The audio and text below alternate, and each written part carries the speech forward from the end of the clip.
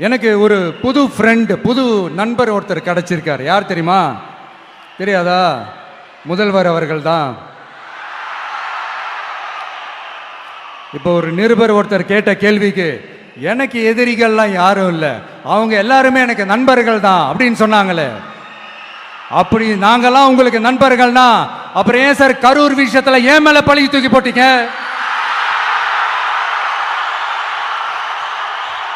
உங்களுக்கு மனசாட்சின்னு ஒண்ணு இருந்தா அப்படி பேசிருப்பீங்களா?